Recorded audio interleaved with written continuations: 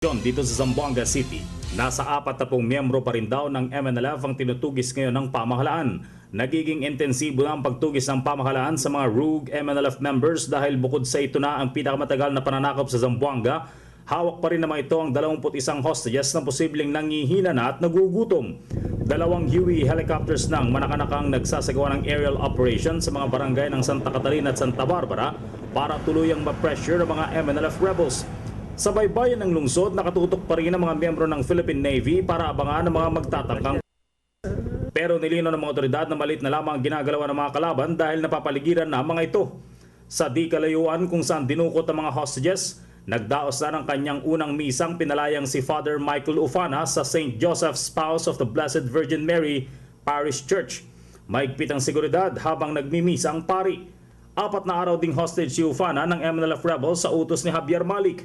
Pero imbes na mabibigat na salita laban sa grupo ni Miswari, isinesermon ni Father Ufana na sana'y maliwanagan ang isip ng mga rebeldeng dumukot sa kanya at palayain na rin ang mga nalalabi pang hostage ng mga ito. I'm still trying to pick up all the pieces that was broken in me. There is no other weapon greater than prayer. That was my message. That was the one who saved me and saved my family. Continue to pray. Continue to pray. There is no other recourse except to look up. I think that's the best thing that we can do. Where we are being pulled out, then we cannot ask the help of anybody except God Himself to heal us back again, to fix everything what had been broken by us.